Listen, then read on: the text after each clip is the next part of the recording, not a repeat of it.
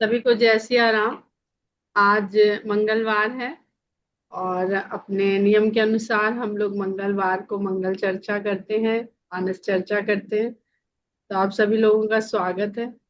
और जो कोई भी सबसे पहले बोलना चाहता है कृपया आरंभ करें, हम लोग के पास समय बहुत सीमित होता है। सुधा जी, ज्योत्सना, मधु श्रीवास्तव जी, निवि, करुणा पांडे जी, सीमा, अनीता। तो गला बहुत खराब है, बोली कम। हम देख रहे हैं दीदी, कल हमें कुछ पूछना था लेकिन अब आज हमें बिल्कुल हम वो लगाया था नहीं पॉइंट, और आज हमको ढूंढे नहीं मिल रहा। चलिए, जब तक आप ढूंढिए तब तक कोई और कुछ। सुधा जी, आप कुछ कह रही हैं? मेरा गला हाँ, तो आप आराम मेरा करिए। गला देखो। आराम करिए, आराम करिए। जय श्री राम सर। जय सिया राम। ऐसे तो समय निकल जाएगा, किसी को कुछ पूछने का भी नहीं है। जैसे दीदी ये वाले पे आइए आप। 43 वाला हम लोग पढ़ रहे थे ना, जहाँ पे है फिरत सदा माया कर प्रेरा, काल कर्म स्वभाव गुण घेरा, कबहू की करी करुणा नर देही, देत ईस बिन हेत सनेही। हम्म। क्या समझना है इसमें? इसको आप मुझे फिर से समझाइए। ये माया वाला जो आपने इसे बताया था कि ये माया से किस तरीके से मतलब प्रेरित होता है, माया प्रेरित से किस होता है, तरह और से। हाँ वो हम पूरा अच्छे से आपसे कनेक्ट नहीं कर पाए थे। जब सृष्टि की रचना आरंभ होती है तो परमात्मा कुछ नहीं करते। जो करती है वो उनकी आदि शक्ति करती है। तो आदि शक्ति स्वयं को प्रकट करती है। आप ऐसे देखिए कि शक्ति का अर्थ क्या होता है। हम लोग शब्दों पर रहते हैं। शक्ति दिखती है? शक्ति नहीं दिखती है। और माया क्या है? माया मतलब जिस चीज से। शक्ति को तो दीदी हम मतलब उसका एहसास तो कर सकते हैं ना, शक्ति का को समझ तो सकते हैं ना, कि दिखने से मतलब ये है कि कोई अगर अपनी ताकत या कुछ दिखाता है, वो भी तो शक्ति में ही आता है, नहीं आता? हाथ दिख रहा है, उसका चेहरा दिख रहा है, शक्ति कहाँ दिख रही है? उसके हाँ हाव ये भी भाव बात दिख सही रहे हैं। है। हाव भाव दिख रहे हैं। जो शक्ति काम कर रही है भीतर, वो शक्ति नहीं दिख रही है। जैसे आपका पंखा चल रहा है, इसमें जो पावर पावर शक्ति की ही अंग्रेजी पावर है। पंखा चलता दिख रहा है, उसको चलाने वाला स्विच दिख रहा है, उसको लाने वाला तार दिख रहा है। उसके भीतर जो शक्ति भ्रमण कर रही है, चल रही है, वो नहीं दिख रही है। वो नहीं दिखती, शक्ति नहीं दिखती, क्योंकि ब्रह्म और शक्ति में कोई भेद है नहीं। लेकिन जब वो शक्तिमय हो गई, किसी वस्तु को चलाने लगी, तब उस शक्ति को आपने अनुभव किया। ठीक है? अगर शक्ति दिखे तो बिजली का तार पकड़ के कोई क्यों पकड़े? आग को नहीं पकड़ता ना व्यक्ति जाके। आग दिख रही है, लेकिन बिजली का तार तार है। अब जिसको नहीं पता है कि इसमें करंट है कि नहीं, बिजली चली गई, आदमी काम करने लगा, बिजली आ गई और उसने उसको चिपका लिया करंट ने। तो जो आई जिसने चिपकाया वो तो नहीं दिखी ना, वो नहीं दिखी। तो वो शक्ति जब मय होती है, मय होती है, संसारमय होती है, अपनी शक्ति से शक्तिमय हो जाती है, तो वो माया कहलाती है। जो हर चीज में व्याप्त हो गई, ममतामय, प्रेममय, सुखमय। तो वो ये सब जो चीजें वो दिख रही हैं? नहीं दिख रही हैं। ममतामय हो जाना, प्रेममय हो जाना। तो जब वो मय होती है तो वो वस्तुओं में दिखने लगती है। वो जिन चीजों में अपने आप को प्रवेश करा देती है, जिनको बना देती है, वही बना रही है। स्थूल तत्व वही बना रही है। स्थूल तत्व बनाने से पहले, बहुत पहले, वो सूक्ष्म तत्व बनाती है। सूक्ष्म तत्व से भी पहले वो बुद्धि बनाती है। बुद्धि नहीं दिखती है। अगर हम किसी का खोपड़ी खोलेंगे, फोड़ेंगे, तो पहले कपाल दिखेगा, स्कल, खोपड़ी जो भी कह लें। उसको खोलेंगे तो फिर मस्तिष्क दिखेगा, मस्तिष्क में बहुत सारा मसल्स दिखेंगी, तंतु दिखेंगे, बुद्धि दिखेगी उसमें। रोज डॉक्टर न्यूरोसर्जन खोलते हैं खोपड़ी, बुद्धि नहीं दिखती उसमें। मस्तिष्क दिखता है, ब्रेन दिखता है, मेधा नहीं दिखती है। तो वो जब मय हो गया तो अब जो चला कौन रहा है, जो मय है वही चला रहा है। पंखे को बिजली की करंट ही चला रही है। तो कौन प्रेरित कर रहा है इस पंखे को चलने को? बिजली की करंट। तो ऐसे ही जो जीव है वो प्रेरित है माया से। हमारे भीतर जो चेतना है उसको चला माया रही है, वो माया के थ्रू हमारे भीतर नहीं आएगी। तो क्योंकि हमारे अंदर सूक्ष्म तत्व, अदृश्य तत्व, स्थूल तत्व सब हैं, तो वो माया ही प्रेरित करती है। अब इसको समझिए कि पानी में करंट है पानी में करंट, लेकिन उस करंट को अपने लिए उपयोगी बनाने के लिए एक सिस्टम से हमें उसको गुजारना पड़ता है। उस पानी में फोर्स के द्वारा उस शक्ति को हमें अपने पास कहीं उसको इकट्ठा करना पड़ता है, तब वो जो है हमारे काम के लायक बनती है। नहीं तो पानी तो बरसों से बह रहा है, अभी 100 साल से ही क्यों बिजली आई, या 125 साल से ही बिजली क्यों आई? बिजली तो थी, वो बढ़िया सब जगह प्रकाश करती रहती। तो उसका काम केवल प्रकाश करना नहीं है, उसको जैसे प्रेरित कर देंगे, जिस मशीनरी में डाल देंगे, वो उसको क्रियान्वित कर देगी, सक्रिय कर देगी, एक्टिव कर देगी। इंजन में डाल देंगे तो इंजन चला देगी, मोटर चला देगी, पंखा चला देगी, बल्ब जला देगी, रोशनी दे देगी, बहुत बहुत तरह की चीजें। तो इसी को कहते हैं फिरत सदा माया कर प्रेरा। जीव जो है इस, और न केवल जीव, संसार भी माया की ही प्रेरणा से है। पर माया के जो दो रूप हैं वो अलग हुई ना ईश्वर से, तो वो उसके पास वो क्षमता है कि वो अलग हो रही है तो वो जुड़ भी जाती है।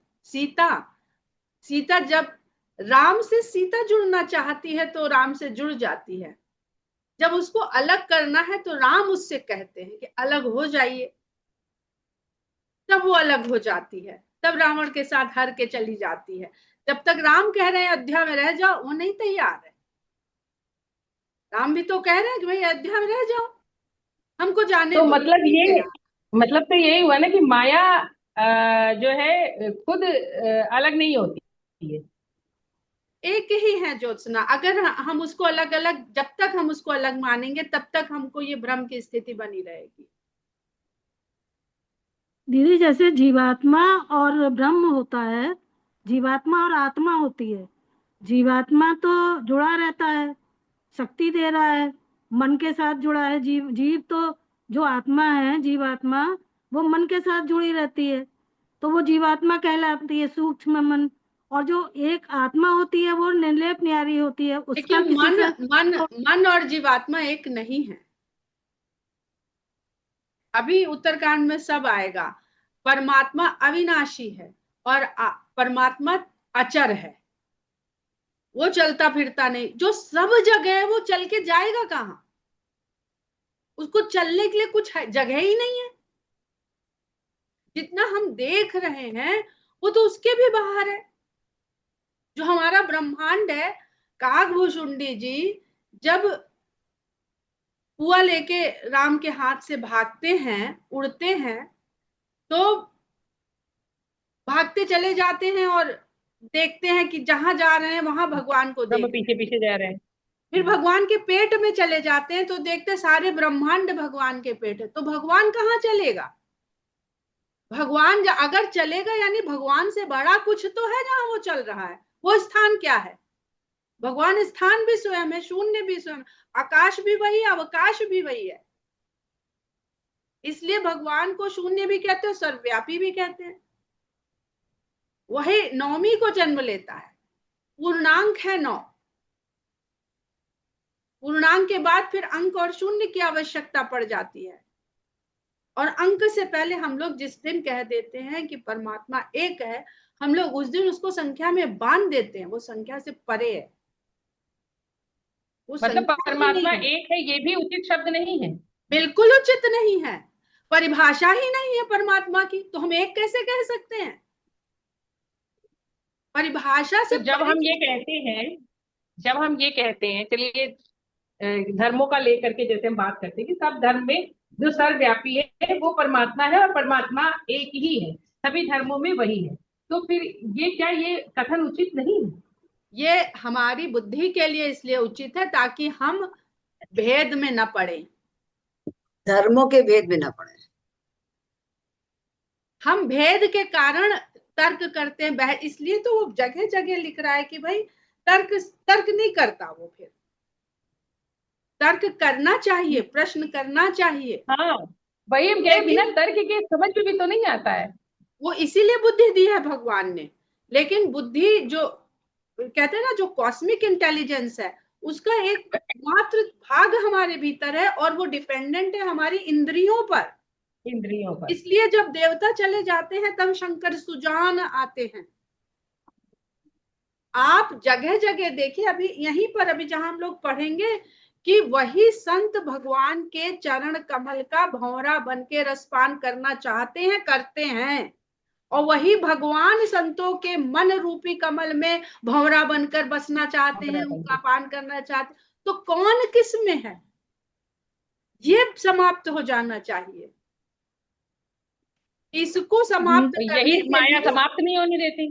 क्योंकि नहीं दो, इसीलिए तो गोस्वामी जी द्वैत द्वैत सिद्धांत को मान लेते हैं ना, क्योंकि बुद्धि जब तक है हम द्वैत सिद्धांत से मुक्त नहीं हो सकते, नहीं हो सकते।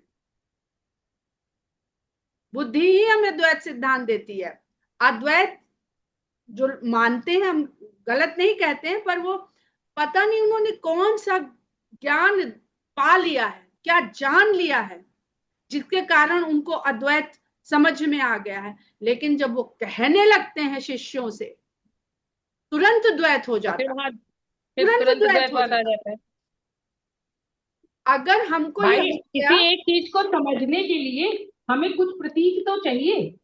प्रतीक हटा भी दीजिए, हमें दूसरा चाहिए, दूसरा चाहिए, दूसरा इस कदर चाहिए कि भगवान भी कहता है दूसरा दे दो, तब माया उसके लिए दूसरा दूसरी स्वयं हो जाती है। राधा कौन है, कहते हैं ना राधा वही है जो कृष्ण है, पर कृष्ण को जब वो जो उसके भीतर सच्चिदानंद है, जब उसको उस आनंद को प्रकट करना है तो वो राधा को अपने से अलग प्रकट कर देता है। और राधा को आह्लादिनी शक्ति कहा गया है। सीता आदि शक्ति है, पर राधा आह्लादिनी शक्ति है, आह्लाद है भगवान के भीतर का। प्रहलाद कौन है, परम आह्लाद है। एक होती है प्रसन्नता, एक होता है आनंद, एक होता है परमानंद। परमानंद के बाद होता है आह्लाद। आह्लाद जहां चला गया फिर व्यक्ति लौटना नहीं चाहता है, लेकिन वो आह्लाद जो कभी खत्म ना हो, परम शब्द का अर्थ जरूर समझिए, जो अखंड है, कम ज्यादा नहीं होता, घटता बढ़ता नहीं है। जीवात्मा, आत्मा, परमात्मा, आत्मा कभी परमात्मा नहीं हो सकती। आत्मा तो यात्रा कर रही है विभिन्न शरीरों में, वो यात्रा न करके भी यात्रा कर रहा है आत्मा के रूप में, और यात्रा करके भी अविचल, अचल, निश्चल एक ही जगह है। जो सब जगह है वो कहां जाएगा? वो जो लोग कहते हैं कि जब राम का अवतार लिया, विष्णु कैसे उनकी पूजा करने आ रहे हैं, क्योंकि विष्णु को ही अवतार बताया जाता है। वो बुद्धि है जो कहती है कि वो राम हो गए, क्योंकि हम ये जानते हैं कि हम इंदिरा नगर में बैठे हैं तो हम गोमती नगर में नहीं हो सकते, इसलिए हमको ये बात भ्रम में डालती है। पर वो हम नहीं है, हम चाहे जितना हम ब्रह्मास्मि कह लें, वो विष्णु होके वहां भी बैठा है क्षीर सागर में, वो विष्णु होके वैकुंठ लोक में भी बैठा है, और वो राम छोटा पुत्र होके दशरथ के आंगन में भी खेल रहा, वो सब जगह है। वो सीता चाहेगी तो वो लंका में सीता के भी पास है। वो दशरथ चाहेंगे तो दशरथ के मोह के कारण दशरथ को लगा कि पुत्र छूट गया है तो प्राण चले गए, मोह के कारण। अभी गार्गी और याज्ञवल्क्य का संवाद सुन रहे थे कि जब राजा जनक ने शास्त्रार्थ किया था तो 1000 गौएं उन्होंने सोने में मढ़वा के उनकी सींगे, और कहा था कि जो जीतेगा ब्रह्म ज्ञान को जो बता देगा वो ये गऊ में ले जाए। अब बताए कौन? जिसने कह दिया कि हम ब्रह्म ज्ञान जानते हैं, वो वहीं से ब्रह्म ज्ञान से नीचे गिर गया। नीचे तो गिर ब्रह्म गया। ज्ञान जान जाएगा, वो कहेगा ही नहीं हम जानते। कहेगा ही नहीं। तो बुद्धि भी तो माया हुई ना, हाँ, माया ने ही पैदा किया है बुद्धि को। जब पैदा हम लोग किया है। सांख्य हाँ। योग पढ़े थे तो परमात्मा से पुरुष और प्रकृति, उसको हम जो भी कह लें, आदि शक्ति कह लें, भगवान कह लें, शंकर कह लें, ओम कह लें, उमा कह लें, राम कह लें, रमा कह लें, जो चाहे वो कह लें, ब्रह्मा कह लें, ब्रह्माणी कह लें, इंद्र कह लें, इंद्राणी कह लें, जो चाहे कह लें, क्योंकि संसार की रचना दो के बिना संभव नहीं है। संभव नहीं। इसलिए जब दो के बिना संभव नहीं है तो हम दो को पकड़ के चलें। कोई आगे पीछे नहीं है, कोई बड़ा छोटा नहीं है, कोई पहले बाद नहीं है। हमारी बुद्धि को, हमारे भाव को, हमारे श्रद्धा को भगवान जो चाहेगा वो दिखाएगा। हमारी सामर्थ्य नहीं है कि हम द्वैतवादी हो जाएं, कि हम अद्वैतवादी हो जाएं। ये हमारा अच्छा, द्वैत अद्वैत और माया और क्या बोलते हैं, प्रकृति और पुरुष, ये सब चीज के बीच में ओम का स्थान कहाँ पे हम रख सकते हैं? जब ध्वनि पैदा होती है, जिसको अनहद का नाद कहते हैं, हम लोग जो बोलते हैं तो कोई दो चीज टकराती हैं तभी ध्वनि निकलती है। तभी दो की टकराए ध्वनि पैदा नहीं होती है। लेकिन जब वो एक है तब वो जो ध्वनि एक की, जो एक ओंकार, गुरबाणी में सुनिए, एक ओंकार, एक है। जहां तो नहीं है तब जो ओंकार की ध्वनि, हम लोग जो ओंकार बोलते हैं वो बोल ही नहीं सकते, बोल ही नहीं सकते, संभव नहीं है। हमारा कंठ, वहां से हवा निकलेगी, दोनों में घर्षण होएगा, तब ये साउंड पैदा होगी। फिजिक्स का बहुत बेसिक सिद्धांत है। इसलिए जपिए, जो जिसको अच्छा लगता है जपे, जिसको राधा, ओम, भोले, हर, हरि, राम, कृष्ण, जो अच्छा लगता है। क्योंकि वो मेरा पूछने का मतलब ये था कि ओम फिर इनसे अलग तो कहीं नहीं है ना। जहां अलग हम मान रहे हैं, समझ रहे हैं।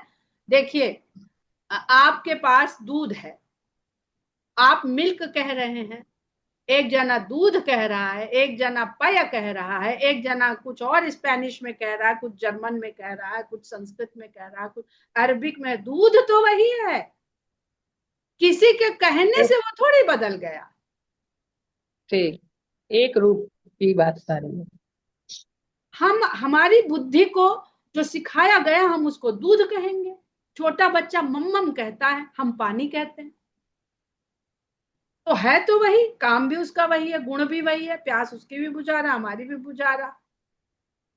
तो वो जो तत्व है वो नहीं बदल रहा, हमारी ग्रहता भी नहीं बदल रही, हमारी समझ बदल रही। समझ बदल। तो लड़ाई क्यों है कि हम जो समझ रहे हैं, हमें लगता है अहंकार है। बुद्धि के पैदा होते ही अहंकार महत्त्व से जब पैदा हुआ था, हमने उस दिन सब बताया था, फिर से खोल के, हमें भी इतना याद नहीं रहता है, उस अहंकार का जन्म होता है। और बुद्धि के साथ ही आपने बताया था कि अहंकार का जन्म होता है। अहंकार नहीं होगा तो कर्म नहीं होगा। अहंकार नहीं होगा तो कर्म नहीं होगा। माया को ये लेना पड़ेगा कि मैं कर रही हूँ, लेकिन मैं कर रही हूँ तो तुम्हारी इच्छा से कर रही हूँ। भगवान ने यहाँ कहा भी है कि मम अनुशासन माने जोई, सुनो करो, क्या कहते हैं, कहो न कछ ममता उर आनी। अभी ये जहां पे आपने 43-42 के बाद तीसरी चौपाई देखिए, दोहा 42 है, सुनो सकल पुरजन मम मानी, कहो न कछ ममता। क्या है? ममता और अहमता दो ही चीज हैं जो माया पैदा कर देती है। अहमता यानी मैं का भाव, ममता यानी मेरे का भाव, मैं और मेरा, मेरी समझ सही है, मेरे अलावा सब गलत है। लेकिन तो दीदी कहते हैं माया प्रेरित नहीं करेगी तो इस संसार में कुछ संभव नहीं है। काल कर्म स्वभाव गुण घेरा, उसी से हम लोगों ने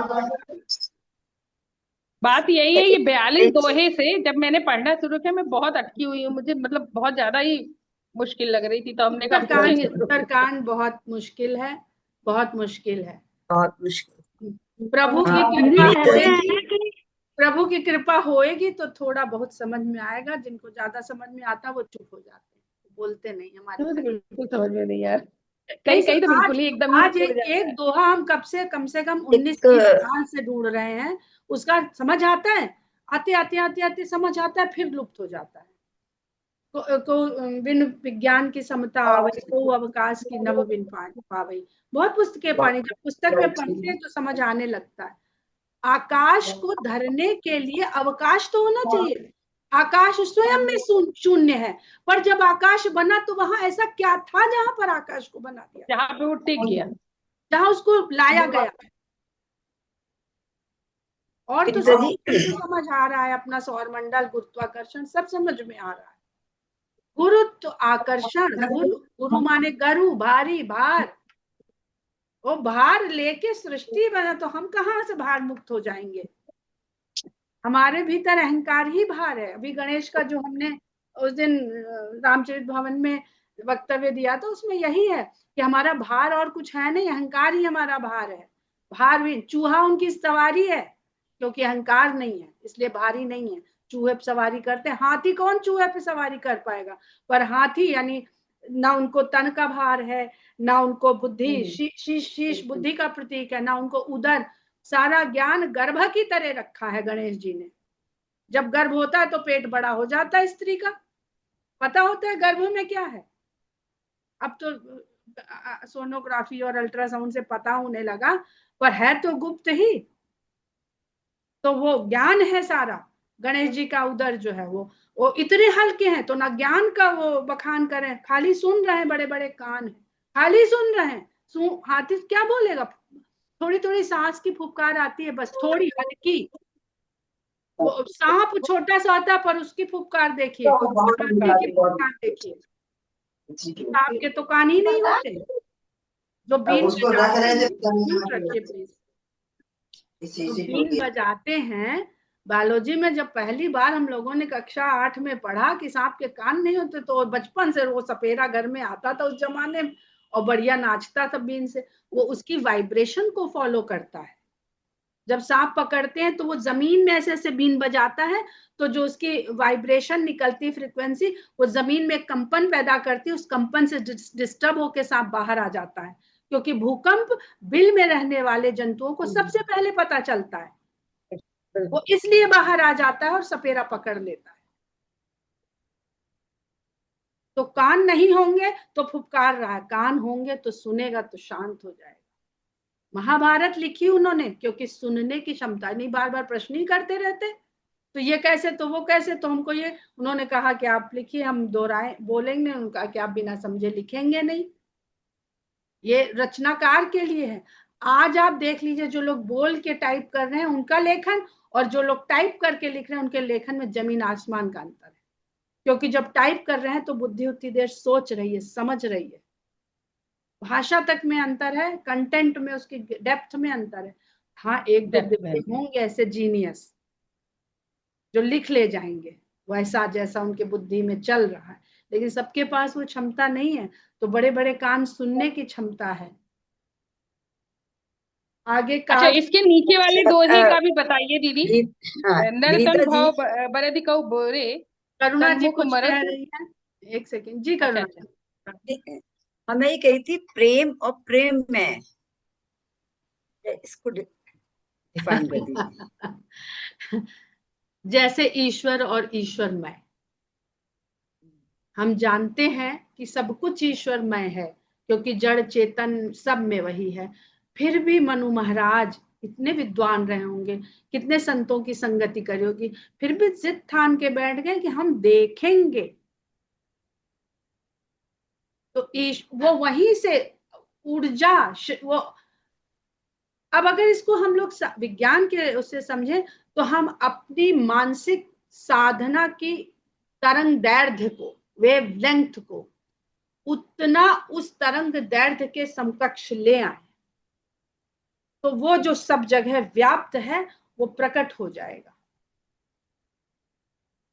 और कैसा प्रकट होगा, जैसा हमारे मस्तिष्क ने हमारी तरंग दैर्ध्य को डेवलप किया है, वैसा रूप में आएगा वो। वो हर जगह कह रहे हैं हमारा कोई रूप ही नहीं है, हम किस रूप में तुमको दिखाई दें। जब आकाशवाणी तो हुई, साधना आकाशवाणी बहुतों को मिलती है, क्योंकि वो अपनी साधना को उस लेवल तक ले जाते हैं। पहले होता है जो आपको खाली फील होता है, ये सब मैं होना है, मैं है तो दिख भी जाओ ना, मैं है तो दिख जाओ। तो तुम भैया नहीं देख पा रहे हो तो किस रूप में, अब ये कप में भी मैं हूं, तुम इसको कप मान रहे हो, तो मैं क्या करूं। तो अब अपने को भी वहां तक ले जाओ कि तुम देख सको, क्योंकि इन आंखों से तो दिखूंगा नहीं मैं, इन आंखों से दिखूंगा तो तुम कुछ कर ही नहीं पाओगे। सब जगह हम ही, विवेकानंद को जब ब्रह्म का बोध करा दिया था रामकृष्ण परमहंस ने तो परेशान रहे, बहुत परेशान रहे, कुछ कर ही नहीं पा रहे, उनको तो हर चीज में ब्रह्म दिख रहा है। तो उन्होंने उनको शांत करके द्वैत बुद्धि डाली, द्वैत बुद्धि डाली, तब कर्म करे, गुरु का बताया हुआ कर्म करे। तो प्रेममय, हम लोग कहते जरूर ना, सिया राम मैं सब जग जानी। तो या तो जग को सिया राम मैं जान लो, सिया राम प्रेम का ही पर्यायवाची है। मेरा तो जो पुस्तक लिख रहे हैं, पता नहीं कभी छपवाएंगे कि नहीं, अपने लिए लिख रहे हैं, प्रेम ही राम है। तो जब हम चिंतन किया हमने तो पाया कि परम शब्द को अगर आगे बढ़ाइए तो प्रेम ही बनता है। आप उसकी वर्तनियां लिख लीजिए, परम से प्रेम और प्रेम में ही राम, सब उसमें मिल रहे हैं, क्या खो रहा है पता नहीं। तो प्रेममय को आप अपने बच्चों से प्रेम करती हैं, प्रेममय हैं आप, माता के प्रेम से मय हैं, पर वो दिखता नहीं है। उसको दिखाने के लिए कभी आप पराठा बना के खिलाती हैं, कभी प्यार करती हैं, कभी पुचकारती हैं, ये प्रेम थोड़ी, ये तो स्पर्श है खाली, स्पर्श। ये तमाचे में भी एक स्पर्श है, लेकिन जो उनके बीच में जो भाव चल रहा है, जो अदृश्य है, वो बता देता है कि प्रेम है कि क्रोध है। तो प्रेममय और प्रेम एक ही है। हम जितनी साधना कर पाएंगे मनु महाराज की तरह या कश्यप मुनि की तरह, तो वो हमारे सामने प्रकट होगा। उसके लिए हर चीज से आंखें मूंदनी पड़ेंगी, आंखों को विषयों से हटाना पड़ेगा। इसलिए माया कहती है कि नहीं, विषय देखो भाई, हमने इतना जो रचा है इसका क्या होएगा। फिर मम्मी गुस्सा हो जाती ना, 10 प्रकार के व्यंजन पकाए, बाहर से बेटा बहू आए और उन्होंने कहा जी हमने तो फ्लाइट में खा लिया था, बिल्कुल भूख नहीं है। तो माता को कितना दुख होता है, क्या नहीं हमने तो तुम्हारी पसंद की सारी चीजें बनाई थी, अब इनका क्या होगा। कभी कभी बच्चे पेट भरा होने के बावजूद भी नहीं कहते, थोड़ा ठूस लेते हैं ऐसे कि माँ दुखी नहीं होगी। तो माया माँ है, जगदम्बा है, उसने सब रच बस के धरा है। तो इसको खाइए, ग्रहण करिए, आनंद लीजिए, बदहजमी मत करिए, जितना पचा पाइए उतना खा लीजिए और कृतज्ञता में रहिए कि हे माँ तुमने हमको ये दिया, हम कृतज्ञ हैं। कमा के पापा लाए थे, पर बनाया किचन में तुमने हमारे लिए। पापा नोट कमा के लाए, नोट नहीं खाता कोई बच्चा या बेटी, उस नोट से जो सामग्री आती है, सामग्री भी नहीं खाता, उसमें माँ जो पकाती है, वो पकाने में जो भाव होता है उसको खाता है, और वो अदृश्य है, वो निर्गुण है भाव। नहीं तो जिनकी माता अब संसार में नहीं, वो आज भी माँ के हाथ की कोई 2-4 चीजें जरूर याद करते हैं। वो खुशबू, वो स्वाद, वो रेशियो नहीं मिलता, वो मिलेगा नहीं, जीवन भर नहीं मिलेगा। तो ये माँमय है, जगदम्बामय है, फिर कितना सुंदर होगा। जी ज्योत्सना, आप क्या कह रही थी? मैं ये कह रही थी, नहीं जिसके आगे वाला है ना, वो भी थोड़ा सा बता दीजिए। नर तन भाव भरत बारधि कहु बेरे, सन्मुख मारुत अनुग्रह मोरे मेरे, करन धार सदगुरु दृढ़ नावा, दुर्लभ साज सुलभ करि पावा। ये तो समझ में आ गया कि जो मनुष्य का तन मिला है वो हमने कहीं कोई एप्लीकेशन नहीं लगाई थी, हाँ, कृपा ये से मिल ठीक है। गया। लेकिन ये मनुष्य तन कब से पा रहे हैं लोग, हाँ, यही प्रश्न उनको है। काल का नहीं पता है। तो कुछ तो यहाँ पर ऐसे जीवात्माएं हैं, पुण्य आत्माएं हैं, नहीं, जैसे महात्मा है। एक चीज जैसे इसमें जहाज के लिए और तारने के लिए जहाज, और ये चीजें जो ब्रैकेट्स में दी हुई है ना, जब इनसे रिलेट करते हैं तो हम रिलेट नहीं कर पा रहे हैं इस चीज को। हाँ बता रहे हैं वही, अगर हाँ आप बताइए। देखिए तो बीइंग और बिकमिंग, अस्ति और भवति, ये दो शब्द भवती। होते हैं। अस्ति और भवति, अस्ति माने जो है, भवति यानी जो होता है। तो अस्ति से आस्तिक शब्द बनता है, उसी से आस्था। तो ईश्वर अस्ति है और संसार भवति है, इसलिए भवति के कारण उसे भव सागर कहा गया। संस्कृत का भव धातु, एक ऐसा संसार, संस्कृति भी कहा है, एक ऐसा संसार जिसमें कुछ ना कुछ भव हो रहा है, यानी हो रहा है, हर समय कुछ हो रहा है, रुकता नहीं है।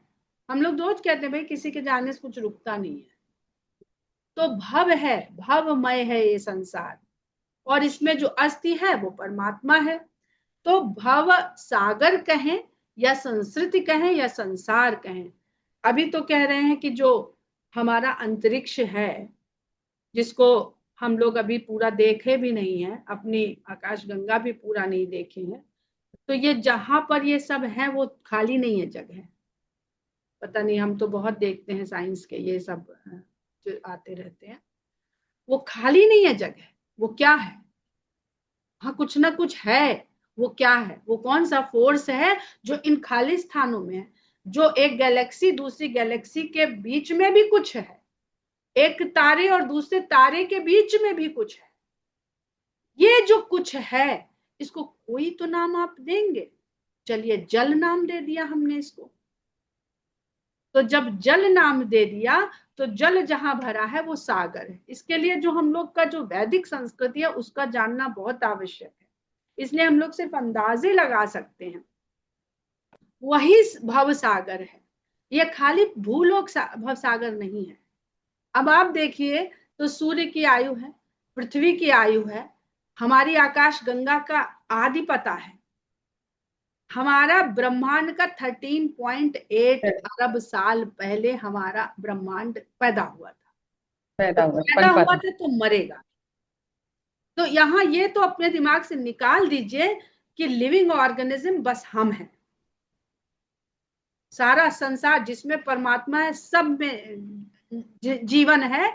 हर जीवन की अपनी परिभाषा अलग है। हमने हर गोविंद खुराना ने कुछ 100 साल भी नहीं हुए होंगे अभी, जब उन्होंने बताया कि पेड़ों में जान है। हम तो जानते थे, हम पूज रहे हैं उसको, ठीक है, पूज क्यों रहे हैं? क्योंकि हम जानते हैं कि ये प्राणवान है, इसलिए उससे मांग रहे हैं।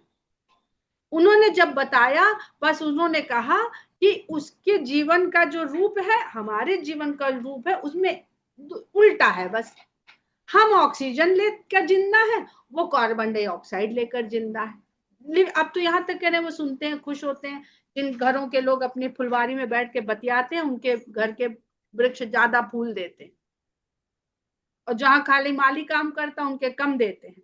जहाँ कुढ़ता हुआ कोई होता वहां कम फूल देते हैं। तो ये सब चीज में जीवन है। तभी आज हमको पता है कि सूर्य कब मर जाएगा, पृथ्वी कब खत्म हो जाएगी। 6 अरब साल पहले पृथ्वी पैदा हुई, हो सकता है संख्या में कुछ आगे पीछे हो जाए। वो 6 अरब साल पहले पैदा हुई, तो आज हम जानते हैं कि 4 अरब 10 अरब 12 अरब बाद पृथ्वी खत्म हो जाएगी। तो मरता कौन है? जो जिंदा है। निर्जीव वस्तु तो मरती नहीं है हमारे सापेक्ष, हमारी परिभाषा के अनुसार। तो सब यहाँ पर जीवन ही है। तो इसमें हम यहाँ से तो छूट जाएंगे। बचपन में कही हुई बात हमें अब सच लगती है, जब कहते थे जब आदमी मरता है तो तारा बनता है। क्योंकि तारा भी पैदा होता है, अपना परिवार बढ़ाता है ब्लास्ट होकर के, और फिर उसके बाद वो भी मरते हैं सब। और इसीलिए तारे का खत्म नहीं होते, कोई गिन नहीं सकता, रोज ही जा रहा है यहाँ से कोई मर के। और जब वहां से उसका जीवन खत्म होता होगा अरबों खरबों प्रकाश वर्षों के बाद, तब वो फिर जीव बन के आता है कि अब हमको वो तारा नहीं बन रहा, अब हमको वो ग्रह नहीं बन रहा। तो भगवान कृपा करते हैं कि जा मनुष्य बन जाओ, फिर मेरे तक आने का तुमको फिर मौका मिलता है। तो खाली 84 लाख तो इस धरती की योनियां, इस धरती से बाहर की जाने कितनी योनियां हैं। वहां भटक रहा है, भटक रहा है। वो समुद्र का किसी को था है? इस भवसागर की ब्रह्मांड जिसमें अनेकों ब्रह्मांड हैं, किसी को था नहीं है। तो उसमें था को, उस समुद्र को पाने के लिए जो ये बेड़ा मिला, सोचने की, विचार करने की शक्ति केवल इसी जीव के भीतर। जीवन सब में है, लेकिन किसी के भीतर विचार की शक्ति नहीं, कल्पना की शक्ति नहीं। प्रकृति ने जैसा बना दिया वो वैसा ही जीवन जिए जा रहा है, चाहे कुछ घंटों का जी रहा है और चाहे अरबों खरबों वर्षों का जी रहा है, प्रकृति के अधीन जी रहा है। तभी भगवान कहते हैं मुझे मनुष्य बहुत प्रिय है। 10-20 संतानें हो किसी की, जिसकी शक्ल अपने आप से बहुत मिलती है, उस पर सबसे ज्यादा लाड़ आता है, सबसे ज्यादा प्यार आता है, क्योंकि ये हमारे भीतर की अहम की तुष्टि होती है। भगवान में अहम नहीं है, इसको वहां से ना जोड़ लीजिएगा, है पर वो उनके ऊपर प्रभावी नहीं है, प्रभावित नहीं करता। अगर भगवान के अंदर अहम भाव ना होता तो संसार में नहीं आता, पर उनके भीतर सब कुछ होते हुए भी वो सबको चलाते, उन्हें कोई नहीं चलाता।